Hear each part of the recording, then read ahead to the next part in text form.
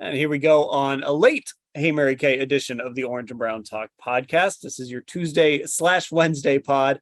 Mary Kay answering questions from our Football Insider subscribers. And Mary Kay, Baker is just the ongoing topic for a lot of Browns fans.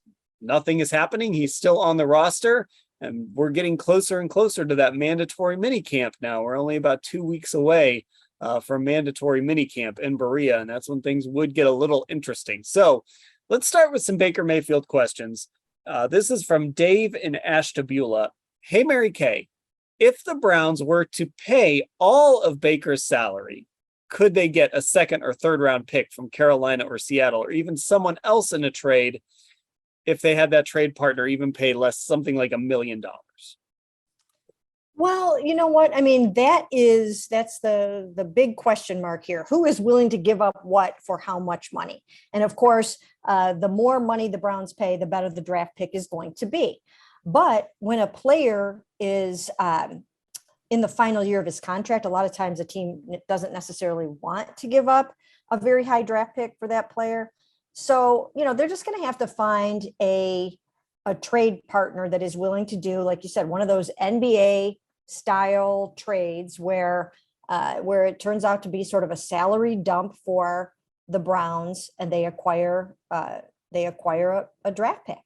So yeah, it could be something like that. And I think you kind of have to go back to the teams that have been interested in him before.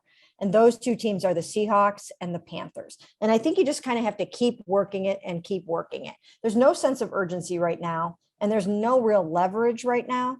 But if you had the Panthers interested at one point, I would keep attacking it from that standpoint. The thing about them is maybe they're going to get through their OTAs and their mini camp, which their mini camp is the same mini camp as the Browns, June 14th, 15th, and 16th.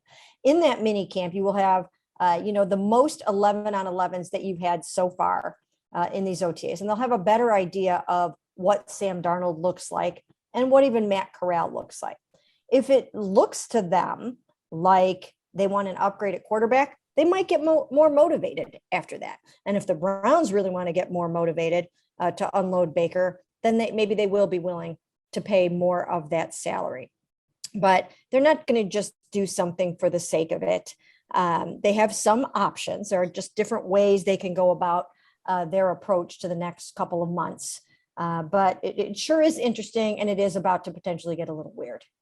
The longer this goes, right? I mean, I guess this is just natural. The longer this goes, the more it feels like maybe we are going to get to like the start of training camp, and this could still be a thing. It just starts to feel more and more realistic because the Browns clearly aren't going to give in on this. Like, they clearly aren't going to just say, okay, yeah, we'll eat a ton of salary. Like our texter suggested, we'll eat almost the entire salary. And I don't think even in that case, somebody's, champing at the bit to give the Browns a second round pick or a third round pick for a guy that is only under contract for one more year and wouldn't necessarily be their long-term guy the minute they traded for him. He would still sort of be in, hey, let's find out mode. That's a lot to give up for a quarterback like that. That is a lot to give up for a quarterback like that. And I think the key issue right now is the fact that none of these teams really know for sure if Baker Mayfield would be their starter for 2022, right? I mean, even the Panthers, I suppose if they do trade for him, he probably would be that. But, the Seahawks, he'd have to actually go in there and probably compete with Geno Smith and Drew Lock potentially, or maybe they would already know that he's going to be their guy. But he, there's just not a surefire, here's the opening, here's the job, let's fill it with Baker Mayfield. I would still be trying to get other teams interested, but I think the key for the Browns is going to be hang on to him until a quarterback gets injured. That's their best bet right now. And it's actually the best bet for Baker Mayfield because it gives him an opportunity to actually go somewhere and start this season. If somebody comes and gets you and gives up a decent chunk of money, then, chances are you're going to be starting in 2022 for that team. And that's what he needs. And that's what he wants. And also in that case, you might not be ending up with like a horrible team either. It could be a decent team. Because if they are going to come and get you and do that, they're doing so with the thought that perhaps you can keep their playoff hopes alive. So that's going to be their best bet, is for someone to get injured and for that team to come calling, to come after Baker Mayfield and to plug him in there. Sure. So this question from Ken Lieb in Westchester, Ohio. Hey, Mary Kay. Let's say, for the sake of argument, that Deshaun Watson gets suspended for the season. And honestly, the length of the suspension doesn't really matter that much for this question. But would the team consider activating Baker as the backup, or are they completely done with him, even under the most dire circumstances? You know, I think they're done with him. I really do. I think that ship has sailed.